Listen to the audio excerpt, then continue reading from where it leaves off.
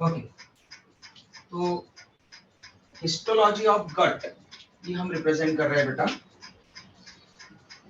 Histology of gut. तो gut it means GI tract plus oesophagus, मतलब oesophagus के gullet से लेकर तो लार्ज इंटेस्टाइन के रेक्टम तक की ओपनिंग एनस को हम बोलते हैं gut. Histology, histology it means study of tissues.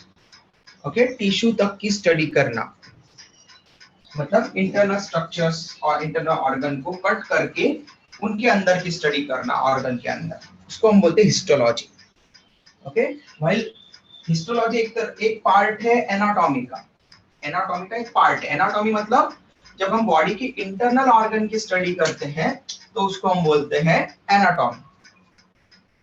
But anatomy में फर्दर और ब्रांचेस है, जैसे कि एनाटॉमी में अगर हम किसी ऑर्गन को कट करेंगे और उसके ऑर्गन के अंदर और स्टडी करेंगे तो उसको हम बोलेंगे histology. Histology it means study of tissues. तो हम यहाँ पर इन ऑर्गन का सेक्शन कट करके इनकी ट्यूब में कौन कौन सी लेयर्स प्रेजेंट है, इस वॉल में, ट्यूब की वॉल में कितनी लेयर प्रेजेंट है वो चेक कर रहे हैं। तो हम जब सेक्शन कट करते हैं इसोफेगस या स्टमक या स्मॉल इंटेस्टाइन और लार्ज इंटेस्टाइन में से किसी का भी, तब हमको चारों में सेक्शन में हमेशा 4 पार्ट्स, 4 लेयर्स दिखती है अरेंज, एक वॉल में 4 लेयर्स से मिलकर बनी। वो सबसे आउटर मोस्ट वॉल सीरोसा, सबसे external outer most layer serosa, then second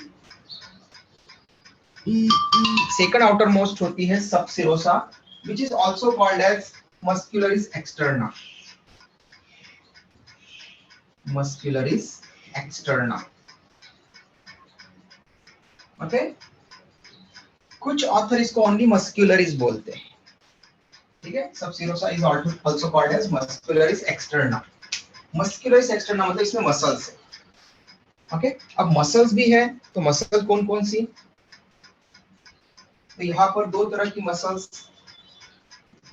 small intestine तक मिलती है। Oesophagus, stomach and small intestine में 2 तरह की लेयर्स मिलेगी, वही लार्ज इंटेस्टाइन के कोलन वाले पार्ट में एक एक्स्ट्रा मसल और मिलती है, मतलब 3 मिलती है। ओके, बाकी oesophagus, stomach and small intestine में 2 मसल्स, 2 टाइप की मसल्स मिलती है मस्कुलस एक्सटर्ना में, व्हाइल लार्ज इंटेस्टाइन में एक और टाइप की, मतलब 3 टाइप की मसल्स मिलती है। यहाँ पर 2 टाइप की कौन कौन सी होती है मस्कुलस एक्सटर्ना में, 2 मसल्स, एक होती है लॉन्जिट्यूडिनल मसल लेयर, लॉन्जिट्यूडिनल, और दूसरी होती है सर्कुलर।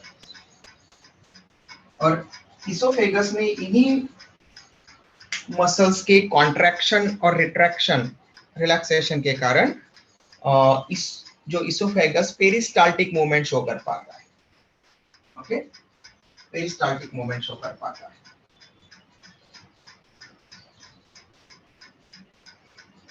लेकिन हमने कहा कि लार्ज इंटेस्टाइन में एक और थर्ड लेयर मिलती है, ये सब में कॉमन है दोनों। व्हाइल लार्ज इंटेस्टाइन में एक और लेयर है ऑब्लिक मसल लेयर, ऑब्लिक। तो लॉन्जिट्यूडिनल, सर्कुलर, ये उनके, और ऑब्लिक उनके शेप के बेसिस पर बोला जाता है। तो ऑब्लिक लेयर के कारण क्या होता है कि रिवर्स पेरिस्टाल्सिस पॉसिबल नहीं होती बोवल मूवमेंट के टाइम पर, फीकल इजेक्शन के टाइम पर, रिलीज इजेस्ट आउट करने के टाइम पर हम बोलेंगे कि वहां पर जो पेरिस्टाल्टिक मूवमेंट हो रही है लार्ज इंटेस्टाइन में, वो फिर से नहीं होगी वापस, मतलब रिवर्स नहीं होगी। ओके, बैकवर्ड मूवमेंट नहीं होगी। क्यों? क्योंकि ऑब्लिक मसल्स ऐसा नहीं कर सकती। भाई हम देखते हैं कि इसोफेगस में रिवर्स पेरिस्टाल्सिस, वोमिटिंग हो सकती है। ओके, क्योंकि वहां पर ऑब्लिक मसल नहीं है। ऑब्लिक मसल्स के कारण लार्ज इंटेस्टाइन में reverse peristalsis, backflow faecal material का नहीं हो सकता, वापस नहीं आ सकते, वो कोलन से सीकम में नहीं जा सकते। फिर सेकंड लेयर, थर्ड लेयर है सबम्यूकोसा।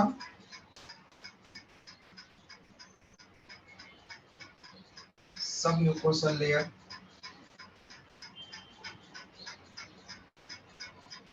इसमें कुछ ग्लैंड्स मिलती है।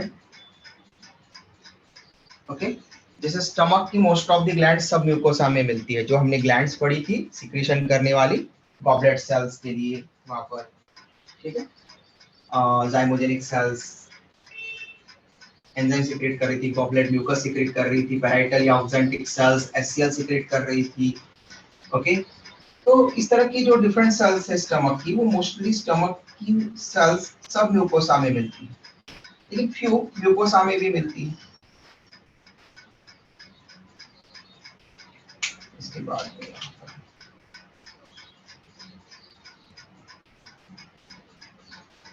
म्यूकोसा वाला पार्ट, रेड कलर वाला पार्ट,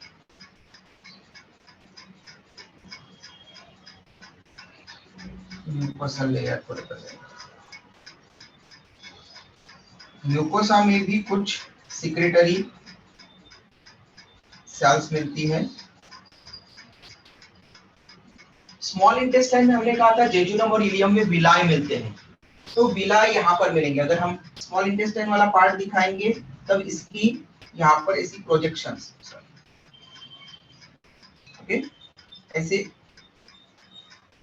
आउटग्रोथ इधर की तरफ ऐसे विलाई ऐसे अपीयर होंगे। अगर हम स्मॉल इंटेस्टाइन के लिए अगर यहाँ पर निकालें,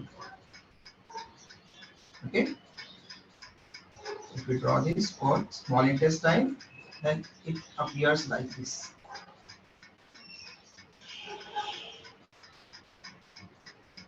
Okay, ये बीच में अंदर की तरफ आएंगे, विलाई बनाएंगे वहां पर, अंदर की तरफ आएंगे फोर्स।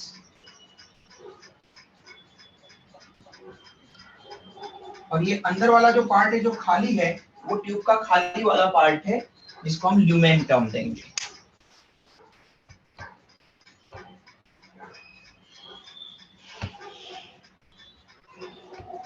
ओके, तो थर्ड वाला लेयर हो गया submucosa, which is submucosa. It may contain most of the glandular cells of small intestine, gastric juice, stomach के पार्ट की। और ये जो लास्ट वाला है, it is called as mucosa. Okay, तो म्यूकोसल इपिथेलियम स्मॉल इंटेस्टाइन में विलाई बनाती है। क्लियर बेटा? तो ये जनरली हमको शेप मिलता है इसोफेगस से लेकर तो रेक्टम तक सेक्शन कट करने पर, और अंदर की तरफ है ल्यूमेन। खाली जगह को आप बोलोगे, ये जो खाली पार्ट है ट्यूब का, ये हॉलो ट्यूब लाइक स्ट्रक्चर होता है, तो ये ल्यूमेन है उसका कैविटी, इसके अंदर फूड आता रहता है। स्क्रीनशॉट ले लो बेटा, किसी को कोई डाउट है तो पूछ लो। Sir done, screenshot. गुड।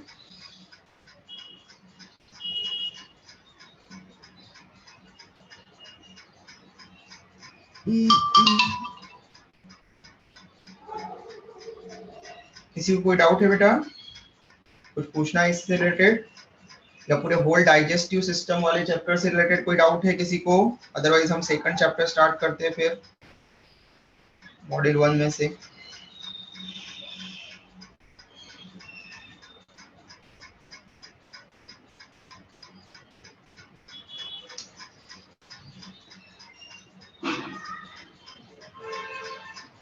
नाश्ता वाश्ता किया है कि नहीं? ब्रेकफास्ट किया कि नहीं? आवाज नहीं आ रही किसी की? Yes sir, yes sir. Sir next chapter कौन सा है?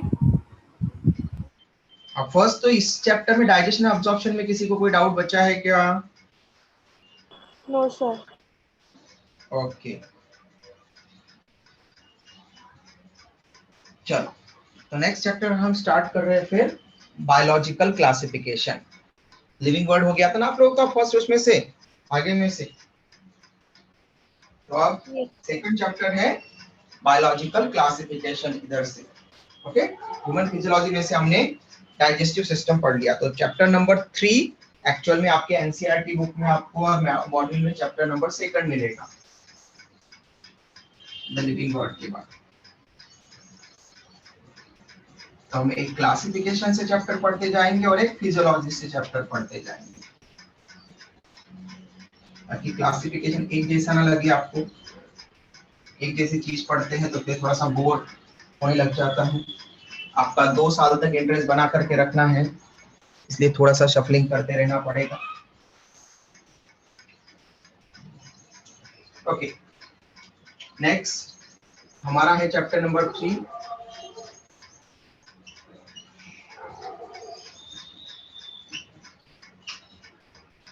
एनसीईआरटी के ऑर्डर के अकॉर्डिंग, सीक्वेंस के according chapter number 2 biological classification.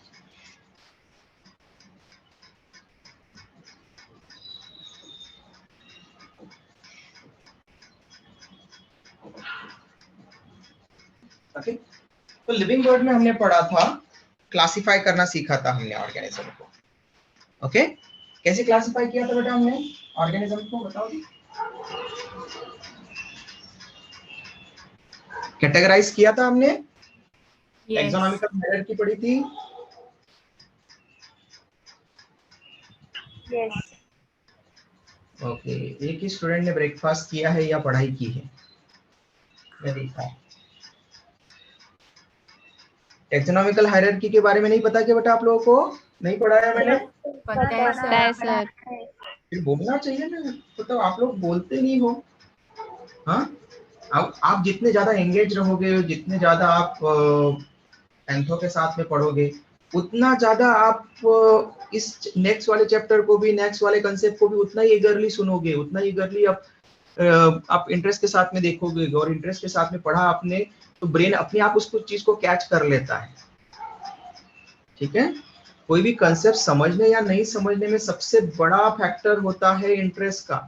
अगर आपका इंटरेस्ट नहीं है, आप वहां पर इंटरेस्ट के साथ में नहीं पढ़ रहे हैं, तो कंसेप्ट कितना ही इजी हो या कितना ही टफ हो आपको नहीं समझ में आएगा। लेकिन अगर इंटरेस्ट है तो फिर वो कंसेप्ट किसी भी लेवल का हो वो आपको समझ में आएगा। तो first you have to put interest. Okay, आप लोगों को इंटरेस्ट रखना ही पड़ेगा आप जब पढ़ाई कर रहे हो तब।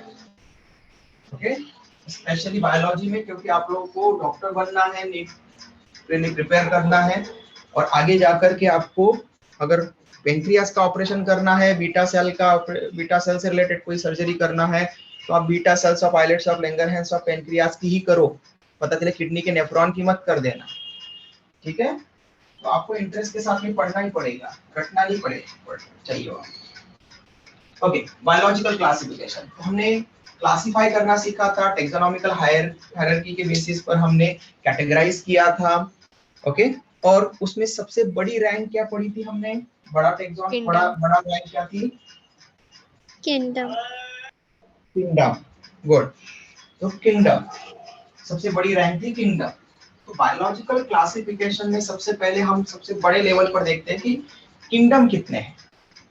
ठीक है, तो किंगडम का कंसेप्ट स्टार्ट होता है। तो जितने भी लिविंग ऑर्गेनिजम्स हैं उनको हम नाउअडेज 5 किंगडम्स में क्लासिफाई करते हैं। Okay, what are this? Monera, Protista, Fungi, Plantae and Animalia. Protista, fungi, Plantae, Animalia. Very good, कुछ स्टूडेंट्स का आंसर आया, करेक्ट है। ओके, तो आप लोगों ने 9th 10th में इतना पढ़ा होगा कि आरएच विटेकर एक साइंटिस्ट था जिसने 5 किंगडम क्लासिफिकेशन प्रपोज किया। ओके, तो आरएच विटेकर के 5 किंगडम क्लासिफिकेशन के according 5 kingdoms, kingdom Monera, kingdom protista, kingdom fungi, kingdom Plantae and kingdom Animalia, these are the 5 kingdoms।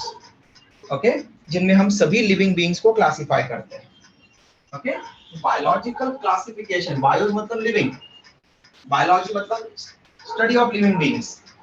Okay, और क्लासिफिकेशन मतलब उसको सेग्रीगेट करना, उसको अलग अलग वहां पर क्लासिफाई करना, ताकि हम उसको उसके बारे में सारी इंफॉर्मेशन पता कर सके। दूसरों से डिस्टिंग्विश भी कर सके एज वेल एज उसको। तो बायोलॉजिकल क्लासिफिकेशन में आजकल हमारे पास में पता है कि 5 किंगडम्स में हम इंक्लूड करते हैं, लेकिन एक मॉडर्न क्लासिफिकेशन सिस्टम भी पढ़ेंगे जिसके according 6 kingdom classification, okay, total 6 kingdoms है।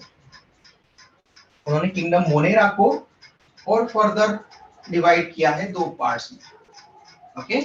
एक ग्रुप बनाया आर्की बैक्टीरिया और दूसरा बनाया यू बैक्टीरिया, किंगडम मोनेरा। तो फर्स्ट आपको अब यहाँ पर पढ़ाया जाता है, फर्स्ट यहाँ पर पूछा जाता है कि स्टार्टिंग कहाँ से हुई किंगडम की, ओके। तो किंगडम की स्टार्टिंग, तो आजकल जो सिलेबस है उसमें डायरेक्टली 2 किंगडम क्लासिफिकेशन सिस्टम से लीनियस के, कैरोलस लीनियस के सिस्टम से बता दिया जाता है। कैरोलस लीनियस हमने पढ़ा था कि बेटा लिविंग वर्ड में कौन था ये? He was the taxonom who Father gave of taxonomy. Father of taxonomy. Good, very good. हम उसको रिफर करते हैं father of taxonomy. Binomial nomenclature भी प्रपोज किया था और more than 500 plant and animal species का नेमिंग भी किया था उसने, और खुद उसने अपना भी नेम चेंज कर लिया था, कार्ल वॉन लीने से कैरोलस लीनियस, ओके। तो उसके जो कंट्रीब्यूशन है उसके बेसिस पर हम उसको फादर ऑफ टैक्सोनॉमी रिफर करते हैं, ओके। नेक्स्ट, अब जब हम उसको फादर ऑफ टैक्सोनॉमी रिफर कर रहे हैं तो उसने एक और सिस्टम दिया है, 2 किंगडम क्लासिफिकेशन सिस्टम। मतलब लिविंग बीइंग्स को 2 किंगडम्स में उसने क्लासिफाई किया, ओके। तो वहां से एनसीईआरटी में स्टार्ट करता है। बट अर्लियर जो एनसीईआरटी थी 2005 के पहले, उसमें कुछ चीजें बताता है कि स्टार्टिंग कहां से हुई एक्चुअल में, वो और थोड़ा बैक जाता है। तो उसमें बताता है कि अलग अलग जगह पर वर्ल्ड में, अलग अलग रीजन में अलग अलग तरह का क्लासिफिकेशन स्टार्ट हुआ। जैसे ग्रीक वर्ल्ड में क्लासिफिकेशन स्टार्ट हुआ, ठीक है। उन्होंने कुछ प्लांट्स को वहां पर अलग तरह से क्लासिफाई करना शुरू किया। उसी टाइम पर यहाँ पर बताया जाता है कि ओल्ड एंशिएंट जो है एंशिएंट इंडियंस ने भी जो है क्लासिफिकेशन स्टार्ट किया था, ओके। प्लांट्स को पादप, ठीक है, इस तरह से उन्होंने जो है वो उसको टर्म देना शुरू किया, ठीक है। और उनको भी फर्दर क्लासिफाई किया। और लेकिन जो आपको एग्जाम में पूछा जाता है, ओके, वो स्टार्टिंग होती है एरिस्टोटल से, ओके, ग्रीक साइंटिस्ट एरिस्टोटल से। क्यों यहां से क्यों होती है, अगले वाले क्यों नहीं होते?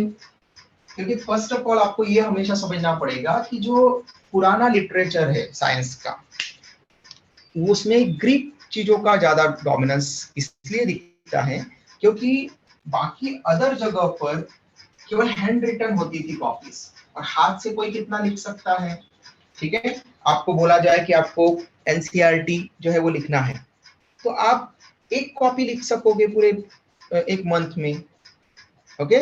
तो पूरे 12 मंथ में, ईयर में जो है वो 12 कॉपीज ज्यादा से ज्यादा आप लिख पाओगे वहां पर एनसीईआरटी बुक की। बायोलॉजी की आपको बोला जाए कि आप लिखो, तो पूरी एक पूरा का पूरा एनसीईआरटी के 11 क्लास का ही आप सोनली जो है वो क्या लिख पाओगे, 1 महीने के आसपास लग जाएगा एटलीस्ट आपको, ठीक है।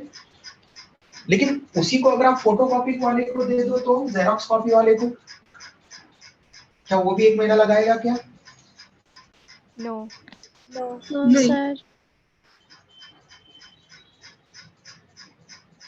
तो जेरॉक्स वाले को अगर दिया तो वो हार्डली जो है 1 आवर में जो है वो आपको आसानी से उसकी कॉपी करवा करके रिटर्न दे देगा। तो ये डिफरेंस होता है। तो ग्रीक वर्ल्ड में सबसे पहली बार प्रिंटिंग मशीन्स बनाई गई, ओके। तो उन्होंने जो अदर लिटरेचर था उनको भी वहां पर लिया और ग्रीक लैंग्वेज में उसको रिप्रेजेंट किया। इसलिए जो ओल्ड साइंटिफिक हमको जो लिटरेचर मिलता है वो ज्यादातर हम किसको कंसीडर करते हैं, ग्रीक वर्ड से। इसलिए साइंस में बहुत सारी ग्रीक टर्म आती है। बायोलॉजी, ओके, तो bio it means living, logos it means to study, तो ये हमको ग्रीक से लेना पड़ा, ओके, बायोलॉजी साइंस, क्योंकि उन्होंने वहां से वह बुक्स छापना शुरू की और वो ज्यादा लोगों तक डिस्ट्रीब्यूट हुई। क्लियर?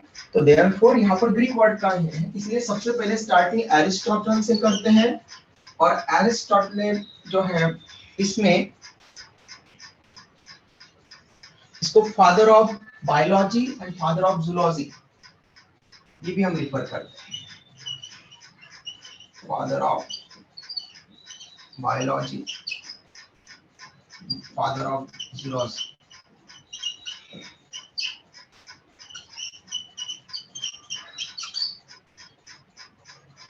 ठीक है, क्यों? क्योंकि इसने जो साइंटिफिक लिटरेचर है उसमें सबसे पहला इसने बताना शुरू किया वहां पर लिविंग के बारे में,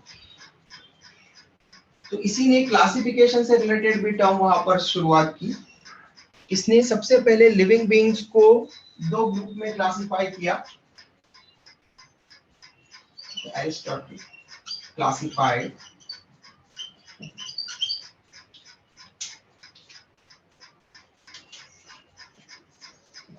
livings into two groups, okay, two groups में, दो बड़े ग्रुप में इसने क्लासिफाई किया। which are they? वो दो ग्रुप्स थे,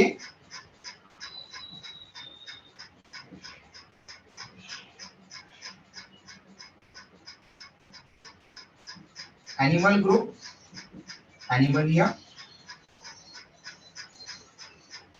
and plant group, Plantae. Okay, animal group and plant group.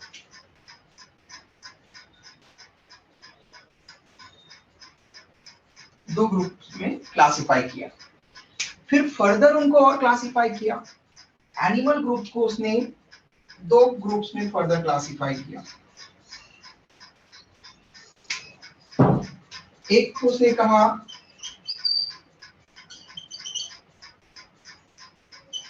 Enema, enema, और दूसरे को कहा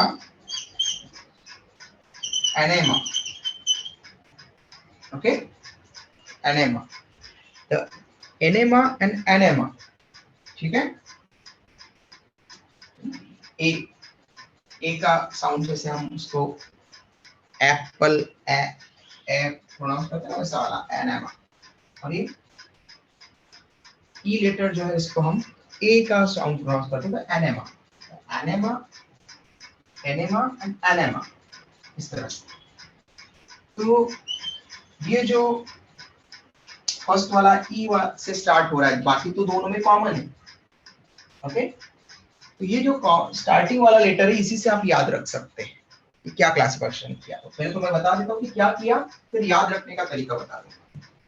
तो जो एनेमा था फर्स्ट वाला ई लेटर से स्टार्ट होने वाला, इसमें उसने ऐसे एनिमल्स को रखा, एनिमल्स के लिए तो सच एनिमल्स जिनमें आरबीसीज प्रेजेंट होती है, रेड ब्लड कॉर्पस्कल्स प्रेजेंट रहेगी, उन एनिमल्स को रखा। ओके, मतलब उसको जिसको भी कट लगने पर जिसमें रेड कलर का ब्लड निकलता है, जो बॉडी फ्लूइड है वो रेड कलर का निकलता है, उसने उसको एनेमा में प्लेस किया। वही ऐसे ऑर्गेनिज्म जिसको मारने पर, कट करने पर, जिनको कट लग जाने पर उनके बॉडी फ्लूइड रेड कलर का नहीं निकलता, जैसे इंसेक्ट। ओके, कॉकरोच, कॉकरोच को मारते हो तो कॉकरोच का जो बॉडी फ्लूइड है वो क्या रेड कलर का निकलता है क्या? व्हाइट कलर है ना, किसी में व्हाइटिश ग्रीन, येलोइश ग्रीन, है ना, इस तरह से आपको वहां पर, या व्हाइट, ठीक है, इस तरह से आपको अलग अलग वहां पर दिखेगा उसके पिगमेंट के प्रोपोर्शन के बेसिस पर। ओके, और दूसरे ऑर्गेनिज्म को आप वहां पर जो नॉन कॉर्डेट्स है उनको किल करेंगे, जैसे स्पॉन्ज है, स्पॉन्ज को कट किया, हाइड्रा है, हाइड्रा को कट किया, या फिर प्लानेरिया है, प्लानेरिया को कट किया प्लैटीहेल्मिन्थेस में, फ्लैटवर्म्स में, या फिर एस्केरिस को कट किया स्केलहेल्मिन्थेस में, या एनिलिड में आपने अर्थवर्म को कट किया, ठीक है, स्टारफिश को कट किया आपने इक्वाइनोडर्मेटा में, या इंसेक्ट को कट किया आपने आर्थ्रोपोडा में, या मोलस्क को कट किया, तो इनमें कभी भी आपको रेड कलर का बॉडी फ्लूइड नहीं मिलेगा। क्यों? क्योंकि इनमें हीमोग्लोबिन नहीं है, और हीमोग्लोबिन नहीं होने के कारण उनकी सेल्स को हम आरबीसी नहीं कह सकते। रेड नहीं है तो रेड ब्लड कॉर्पसल कैसे बोलेंगे, उनको ब्लड ही नहीं बोला जाता। तो यूजुअली जो है वो जो नॉर्मल लिटरेचर लिखते हैं, या जो किसी का माइक ऑन है बेटा प्लीज,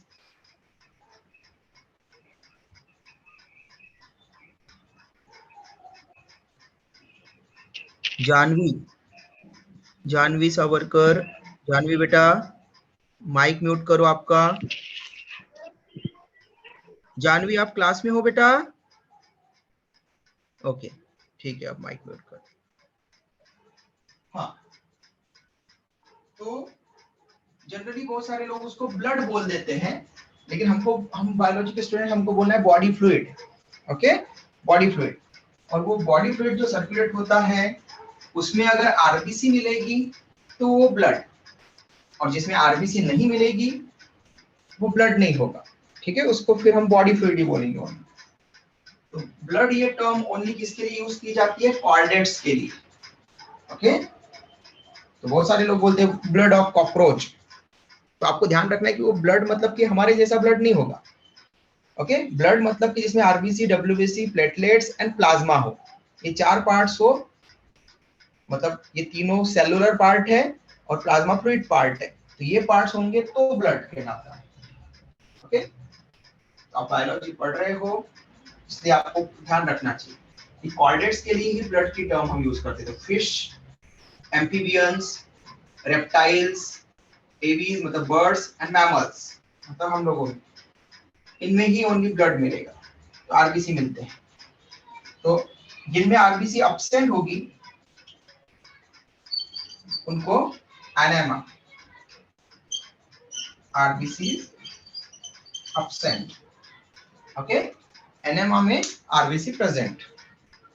तो आप कैसे याद रख सकते हैं? देखो, आरबीसी को दूसरा नाम क्या देते हैं बेटा? अनदर टर्म फॉर आरबीसी, कोई बताएगा? आरबीसी को और क्या कहते हैं हम? हिंट देता हूं, जैसे डब्ल्यूबीसी व्हाइट ब्लड कॉर्पसल्स को हम ल्यूकोसाइट बोलते हैं, प्लेटलेट्स को थ्रोम्बोसाइट्स बोलते हैं, वैसे आरबीसी को क्या बोलते हैं? इरिथ्रोसाइट्स। इरिथ्रोसाइट्स। Very good. कौन कौन से स्टूडेंट्स ने आंसर दिया बेटा? Sir Vanshita. Vanshita, very good. और संपदा। संपदा, वेरी गुड बेटा। ठीक है, तो आरबीसी, मैच्योर्ड आरबीसी को हम मैच्योर्ड आरबीसी का मतलब होता है कि जिनमें सभी सेल ऑर्गेनल लैक कर चुके हैं। ओके, तो फर्स्ट 7 डेज तक आरबीसी हमारी बॉडी में बनती रहती है हर बार। ओके, 120 डेज तक की लाइफ स्पैन होता है, तो जो जिसका 120 डे है, आज 120वां दिन है, वो आज किल होने वाली है बॉडी में, और उसके बदले में नई आने वाली है आरबीसी। तो जो नई आएगी जिसका फर्स्ट डे होगा तो वो इमैच्योर आरबीसी होती है। फर्स्ट से 7 डेज तक इमैच्योर कहलाती है, क्योंकि उनमें न्यूक्लियस होता है। लेकिन 7 डे की आरबीसी में न्यूक्लियस लैक कर जाता है, और 7 डेज से लेकर तो 120 डेज तक हम उसको मैच्योर आरबीसी बोलते हैं। ओके, तो मैच्योर आरबीसी को हम erythrocytes, RBC also called as erythrocyte. Erythra मतलब रेड, ओके, क्लोरा मतलब ग्रीन, इरिथ्रा मतलब रेड, ल्यूको मतलब व्हाइट। ओके, ये आप लोगों को टर्म्स कुछ बताई थी मैंने, साइनो मतलब ब्लू। ओके, ऐसी कुछ टर्म्स मैंने आपको बताई थी फर्स्ट लेक्चर में, जो स्टूडेंट्स थे उनको।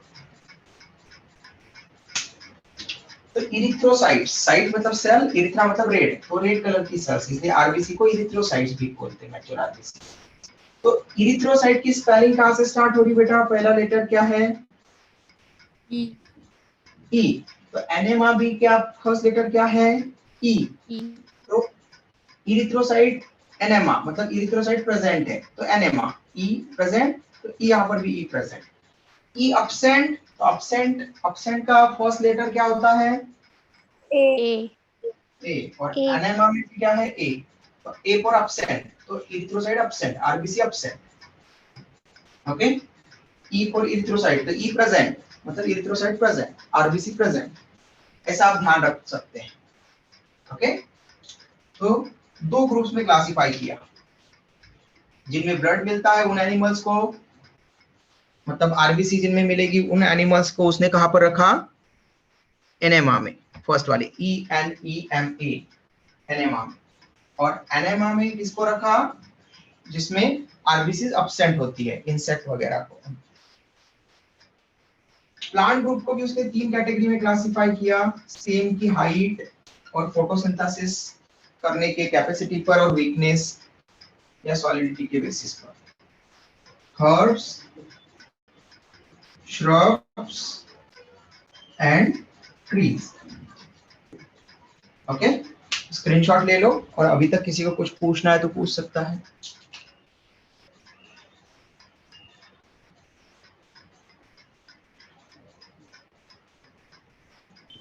सर स्क्रीनशॉट डाल। गुड।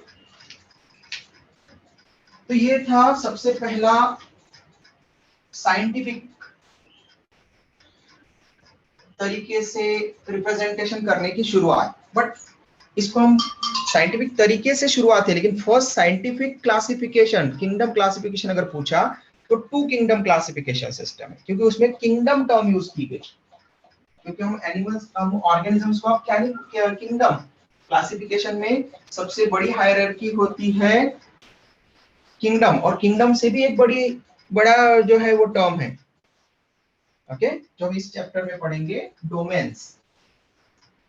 पूरे लिविंग बीइंग्स को 3 डोमेन्स में क्लासिफाई किया गया है। किंगडम से भी बड़ा कैटेगरी है डोमेन, लेकिन आपको जो 7 कैटेगरीज वहां पर बताई जाती हैं क्लासिफिकेशन करते समय ऑर्गेनिज्म के, तो उनमें सबसे बड़ा है किंगडम। तो अगर किंगडम ऑप्शन में है और डोमेन भी है और सबसे बड़ी कैटेगरी पूछी है, हाईएस्ट रैंक और कैटेगरी क्लासिफिकेशन के लिए, तो आप सबसे पहले डोमेन चूज करोगे। अगर डोमेन नहीं है तो किंगडम चूज करोगे। 3 डोमेन्स ऑफ लाइफ भी पढ़ेंगे हम आगे। तो फर्स्ट साइंटिफिक क्लासिफिकेशन हम बोलेंगे, it was provided by Carolus Linnaeus,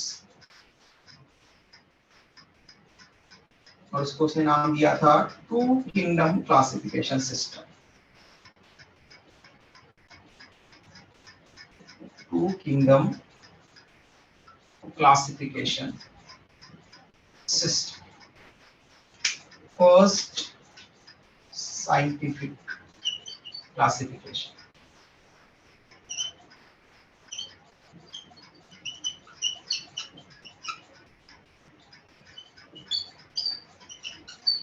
Classification of living beings, okay, and it was proposed by 2 kingdom classification system। किसने प्रपोज किया था, proposed by Carolus Linnaeus।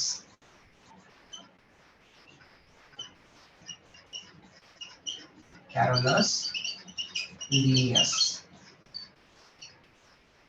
Okay. Father of taxonomy जो था, उसी ने सबसे पहला साइंटिफिक बेस्ड, मतलब साइंस बेस्ड जो है क्लासिफिकेशन प्रोवाइड किया था लिविंग बीइंग्स का, कैरोलस लिनियस ने, जिसको हमने कहा 2 kingdom classification system. Okay, 2 kingdoms classification system. तो उसने पूरे लिविंग बीइंग को 2 किंगडम्स में क्लासिफाई किया। तो सबसे पहली बार किंगडम ये टर्म जो है यहाँ पर ली गई है, और फिर क्लासिफाई किया है इसके लिए। 2 किंगडम में से फर्स्ट यहाँ पर, according to Carolus Linnaeus, living beings को living beings classified into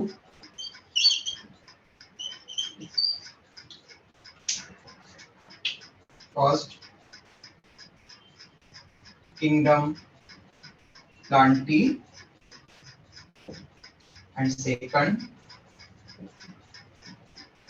kingdom Animalia, okay। Kingdom Plantae and kingdom Animalia, ये 2 किंगडम्स में एरिस्टोटल ने ग्रुप में क्लासिफाई किया था, एनिमल ग्रुप, प्लांट ग्रुप, ऐसा बोला था। लेकिन साइंटिफिक बेसिस पर अलग अलग कैरेक्टर्स दे करके, ठीक है, कि किस बेसिस पर क्लासिफाई किया है उनको, वो भी बताया उसने।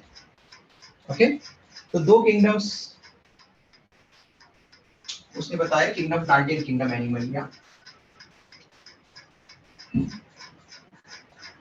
अब कभी कभार आपको पूछते हैं कि बैक्टीरिया कहाँ प्लेस किए गए थे कैरोलस लिनियस के टू किंगडम क्लासिफिकेशन सिस्टम में। तो अब आपको क्लियरली दिख रहा है कि यहाँ पर तो हमने बैक्टीरिया के लिए जो किंगडम मोनेरा होता है आजकल, ओके, आरिश विटेकर के पहले एक साइंटिस्ट था,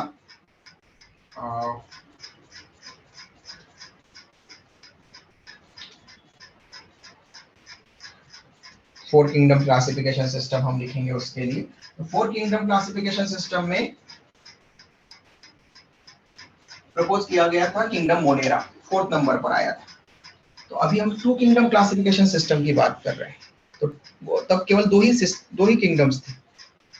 तो बैक्टीरिया लाइक ऑर्गेनिज्म को या बैक्टीरिया को कहाँ प्लेस किया था कैरोलस लिनियस ने, अगर ये पूछा तो ऑप्शन वो दे देता है, किंगडम मोनेरा भी देता है ऑप्शन। लेकिन क्या कैरोलस लिनियस ने जो प्रपोज किए थे उसमें किंगडम मोनेरा था क्या? नो। नहीं। तो फिर बैक्टीरिया को कहाँ प्लेस किया गया था kingdom two kingdom classification system which was provided by Carolus Linnaeus? तो आपको आंसर तब क्या दोगे आप फिर? It was a drawback. नहीं, ड्रॉबैक तो था, बट ड्रॉबैक को सॉल्व करके फिर फोर्थ किंगडम का क्लासिफिकेशन सिस्टम जो प्रपोज किया गया बेटा, उसमें आंसर आया था, फिर किंगडम मोनेरा दिया गया था। बट तब तक कहाँ प्लेस किया गया था टू किंगडम में? उसने कहाँ तक प्लेस कर सकते थे आप? Planty. आइदर प्लांटी और एनिमलिया, दो ही ऑप्शन है हमारे पास, ठीक है। तो दो में से एक आपका आंसर होना चाहिए। तो लेकिन फिर कौन सा होना चाहिए आंसर, उसका क्लू मैं आपको अभी दे देता हूँ कि एक्चुअल में बैक्टीरिया को पहले ऐसा कंसीडर करते थे कि बैक्टीरिया में सेल वॉल है, ओके। तो जो इसने कैरोलस लिनियस के बेसिक फीचर्स के ऊपर इसने क्लासिफिकेशन किया था, मॉर्फोलॉजिकल फीचर्स के बेसिस पर।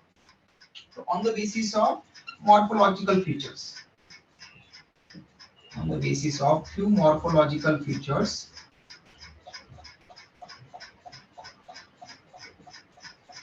he classified organisms into two kingdoms। और फिर उनमें भी उसने वहां पर सिमिलरिटीज और डिफरेंसेस को देखा इनके बेसिस पर। तो एक कैरेक्टर उसने लिया था सेल वॉल का। क्या एनिमल्स में सेल वॉल मिलती है? नो। No. नहीं। फिर सेल वॉल किस में मिलेगी कैरोलस लिनियस के अकॉर्डिंग? प्लांटी। Plants. में। Plants. और बैक्टीरिया में सेल वॉल प्रेजेंट होती है या नहीं होती? होती है, जिसको हम बोलेंगे पेप्टाइडोग्लाइकन से बनती है सेल वॉल, ऐसा हम टर्म देंगे। तो मोस्ट ऑफ द बैक्टीरिया में, ओके, एक्सेप्ट माइकोप्लाज्मा, ऐसा हम बोलेंगे, PPLO, pleuropneumonia like organism. Mycoplasma एक ग्रुप है बैक्टीरिया का, उसमें सेल वॉल नहीं मिलती, बाकी सभी बैक्टीरिया में सेल वॉल मिलती है, ओके। तो जनरली तब तक तो केवल पता था कि बैक्टीरिया में सेल वॉल मिलती है। तो बैक्टीरिया में अगर सेल वॉल मिलती है, ओके, बैक्टीरिया में सेल वॉल मिलती है, तो बैक्टीरिया को आप कहाँ प्लेस करोगे फिर लिनियस के ग्रुप में? कौन से किंगडम में प्लेस करोगे? Kingdom Plantae. Planty. Kingdom Plantae. तो अगर आपको क्वेश्चन पूछता है कि बैक्टीरिया कहाँ पर प्लेस किए गए थे कैरोलस लिनियस के टू किंगडम क्लासिफिकेशन सिस्टम में, तो आपका आंसर क्या होना चाहिए? Kingdom Plantae. Kingdom Plantae. Okay, yes. तो किंगडम प्लांटी में क्या क्या आप आंसर दे सकते हैं, कौन कौन यहाँ पर हो सकता है? तो जिनमें सेल वॉल प्रेजेंट होती है और वो जो फोटोसिंथेसिस भी कर सकते हैं, उनको भी आप यहाँ पर रखोगे, ठीक है। तो all those organism which possess cell wall, ठीक है, इंक्लूडेड अंडर किंगडम प्लांटी। तो सेल वॉल किस किस में होती है? तो सबसे पहले तो प्लांटी है, तो ऑल प्लांट्स यहाँ पर आएंगे, ठीक है, सभी प्लांट्स को। फिर इसने फिर बैक्टीरिया को भी यहीं पर क्लासिफाई कर दिया, ओके। फोटोसिंथेटिक प्रोटिस्ट, तो सभी प्रोटिस्ट नहीं, फोटोसिंथेटिक प्रोटिस्ट यहाँ पर आएंगे लिनियस के अकॉर्डिंग, ओके। और फंजाई, किंगडम फंजाई वाले मेंबर्स भी, फंजाई भी यहाँ पर आएंगे, फंगस जितने भी हैं यहाँ पर आएंगे, प्लूरल टर्म है फंजाई। भाई किंगडम एनिमलिया में कौन कौन आएंगे, तो ऑल एनिमल्स तो आएंगे ही आएंगे, स्पॉन्जेस से लेकर हम तक ऑल एनिमल्स आएंगे। बट यहाँ पर और फिर एक ग्रुप आ गया जो फोटोसिंथेसिस नहीं करता ऐसे प्रोटिस्ट, तो है protozoan protist. Protozoan protist like amoeba, paramecium,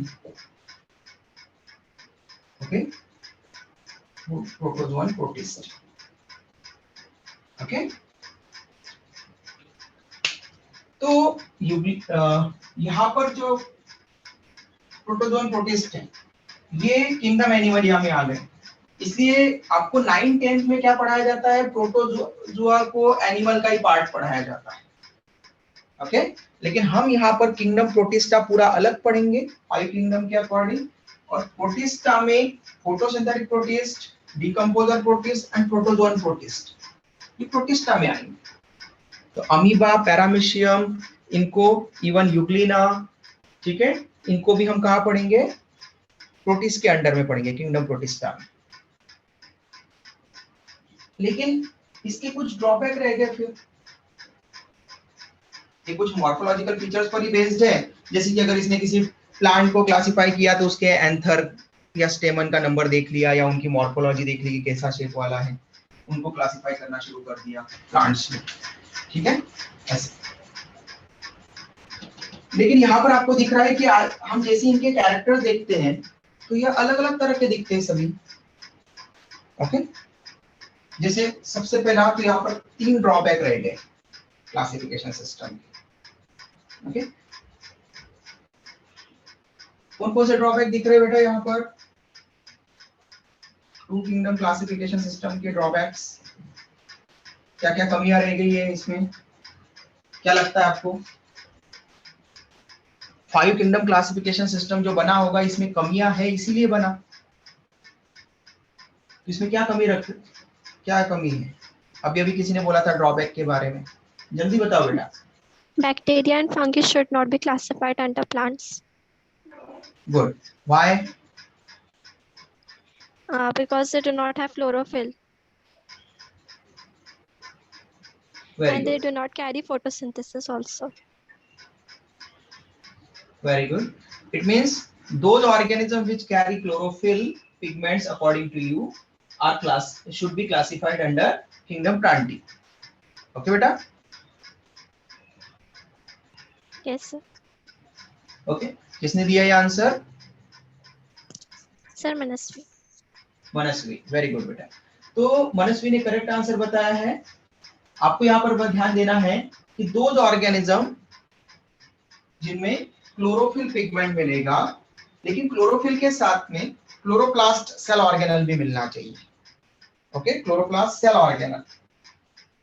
तो जो सबसे पहले तो यूकैरियोट हो, मतलब वेल डेवलप्ड सेल हो, उसमें न्यूक्लियस वेल डेवलप हो। पहले वेल डेवलप न्यूक्लियस वाला में बैक्टीरिया हट जाएगा, प्रोकैरियोट है, क्योंकि कुछ बैक्टीरिया भी फोटोसिंथेसिस करते हैं। ओके, पढ़ेंगे हम। ऑटोट्रॉफ है, कुछ बैक्टीरिया भी फोटोसिंथेसिस करते हैं, तो उनमें भी कुछ क्लोरोफिल लाइक पिगमेंट मिलते हैं, लेकिन क्लोरोप्लास्ट सेल ऑर्गेनल नहीं मिलेगा उनमें। क्लोरोप्लास्ट सेल ऑर्गेनल के अंदर क्लोरोफिल होते हैं प्लांट में। ओके, तो फर्स्ट यूकैरियोटिक सेल होना चाहिए। तो इसने क्या कर दिया, यूकैरियोट और प्रोकैरियोट दोनों को एक साथ में क्लासिफाई कर दिया। तो सबसे पहला ड्रॉबैक हो गया, फर्स्ट ड्रॉबैक हो जाएगा यूकैरियोट और प्रोकैरियोट सेम कैटेगरी में क्लासिफाई किए हैं। यूकैरियोट्स एंड प्रोकैरियोट्स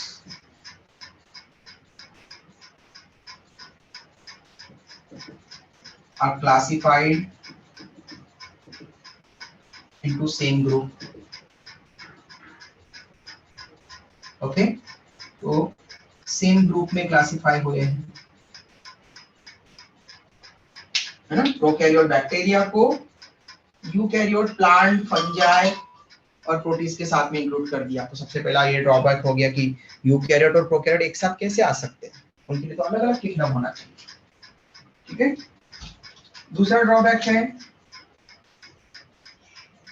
क्लोरोफिल के बेसिस पर जैसे कहा, लेकिन वो क्लोरोप्लास्ट के बेसिस पर बताना पड़ेगा हमको, यूकैरियोट्स के बेसिस पर। तो ऑटोट्रॉफ एंड हेटेरोट्रॉफ दोनों को क्लासिफाई किया है। फंजाई हेटेरोट्रॉफ है, फंजाई ऑल फंजाई हेटेरोट्रॉफ्स होते हैं। ओके, ऑल फंजाई, कोई भी फंगस अपना खुद का फूड सिंथेसाइज नहीं कर सकता, इसलिए सेकंड हो गया autotrophs and heterotrophs should be classified under separate groups. Autotrophs and heterotrophs.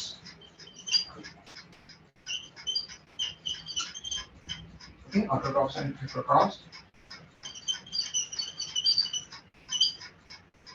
should be classified into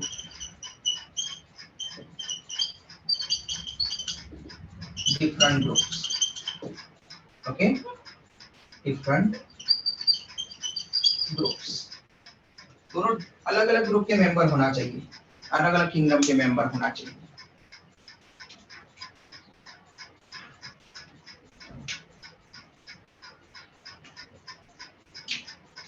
ठीक है, अब थर्ड वाला और एक ड्रॉबैक है, प्लांट मल्टीसेलुलर है, बैक्टीरिया यूनिसेलुलर है, fungi most of the fungi multicellular होते हैं, बस ईस्ट का जो ग्रुप है वो यूनिसेलुलर होता है। फोटोसिंथेटिक प्रोटीज यूनिसेलुलर होते हैं। तो ये तो प्रोकैरियोट है, तो इसको तो हटाना पड़ेगा। तो अब ये तो यूकैरियोट्स है, यूकैरियोट्स में भी मल्टीसेलुलर और यूनिसेलुलर साथ में रखा है।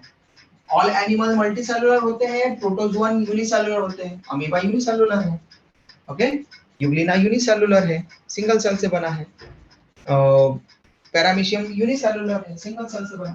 तो मल्टीसेलुलर और यूनिसेलुलर को अलग अलग करना पड़ेगा। तो थर्ड वाला ड्रॉबैक था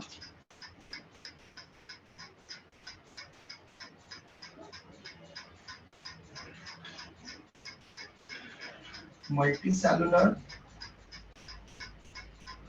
and unicellular organisms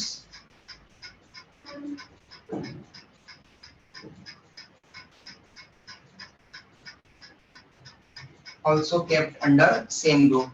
ये ड्रॉबैक था, उसको साथ में रखा था। also kept, ये दिख रहा है क्या बेटा जो मैं लिख रहा हूँ? kept दिख रहा है आपको? Yes, sir. Kept under same group. ये ड्रॉबैक था, सेम ग्रुप पे रखा मल्टीसेलुलर यूनिसेलुलर। ओके, ये नहीं होना चाहिए, ये ड्रॉबैक थे। अब इन टू किंगडम क्लासिफिकेशन सिस्टम के एक एक ड्रॉबैक हटा करके फिर आगे मॉडिफिकेशन होता गया, 2 से 3, 3 से 4, 4 से 5। ओके, कैसे हुआ हम अभी पढ़ेंगे। स्क्रीनशॉट ले लो बेटा, मतलब कल पढ़ेंगे, आप लोग ये रीड करके आना। डन बेटा, स्क्रीनशॉट? Yes. Yes, sir. तो कल आप लोग ये पूरा टू किंगडम क्लासिफिकेशन सिस्टम और उसके ड्रॉबैक रीड करके आना। कल हम पढ़ेंगे कि 2 से 3 हिकल ने कैसे किया, 3 से 4 कैसे हुआ किंगडम क्लासिफिकेशन, ओके, और 4 से 5 आरएच विटेकर ने कैसे कंफर्म वहां पर कैसे करवाया। ओके, वन बाय वन हम ड्रॉबैक हटाते जाएंगे लीनियस के सिस्टम के, और उससे फिर आगे 3 kingdom, 4 kingdom and then last में 5 किंगडम क्लासिफिकेशन सिस्टम बनाएंगे। Okay, take care, bye. Okay, answer की अगर आपको मिल जाती है आज वायो की तो चेक कर लेना, और जो डाउट है वो कल पूछ लेना। Yes, sir. Thank you, sir. Bye, sir. Thank you, sir. Thank you, sir. Bye, sir. Bye बेटा।